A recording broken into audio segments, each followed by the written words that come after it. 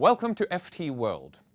In the current standoff between Greece and its creditors, there are two words you'll be hearing a lot: primary surplus. So this is a little explainer of what the primary surplus actually is and why it's important, not just economically, but politically.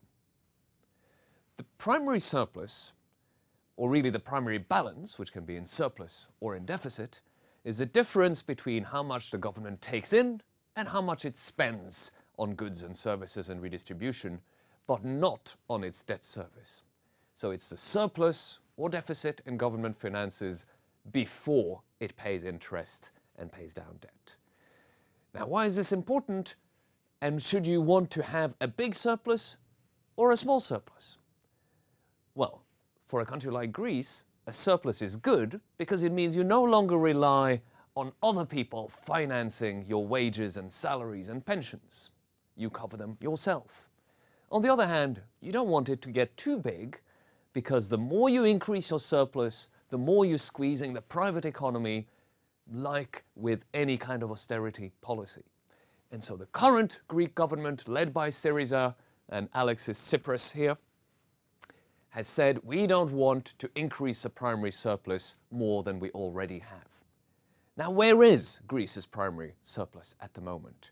We have a chart of how it's developed over the last couple of months. The bars on the left are from 2014, and the two sets of bars on the right are from this year. The red bars are what actually happened. The blue bars are what had been planned.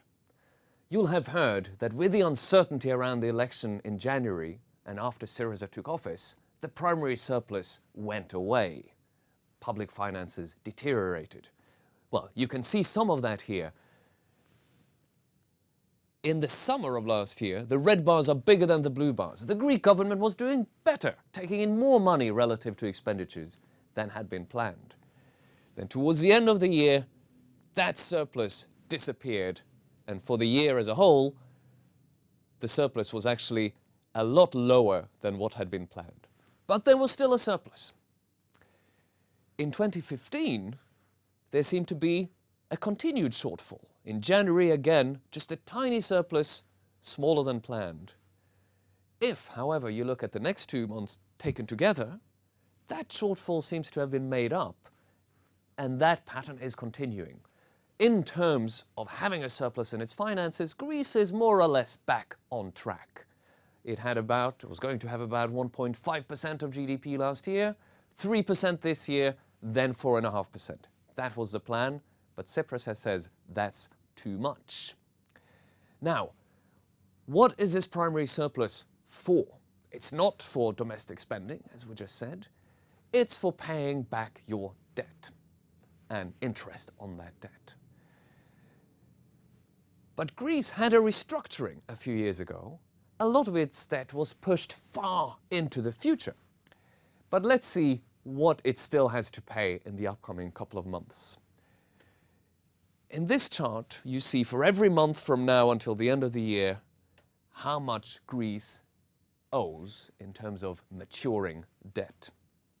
The red bars we can ignore. This is short-term debt that will be rolled over by domestic lenders. The important bits are blue and green. The blue bits is money that is owed to the IMF. The green bits, July and August, are the two big repayments on bonds that are owned by the European Central Bank. Now, this is what the negotiations are really all about. Greece is scraping the bottom of the barrel in terms of its cash reserves in order to pay these large repayments. Its primary surplus is not big enough to cover all of that. But it was in a financing program. And if that were continued, it would have almost another 20 billion to draw on. Now, what is interesting is almost all of that was going to come from the IMF.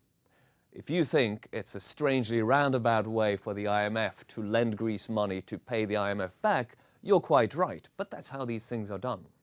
Some of that money, however, was scheduled to be paid to the ECB in July and August. Now, if there is no agreement, that is going to be the big crunch time. Until then, Greece probably does have enough money from its primary surplus and cash reserves to get through these blue bits. But the big date is mid-July, and unless there is some money or some refinancing or rescheduling deal agreed by then, things will come to a very bad crunch.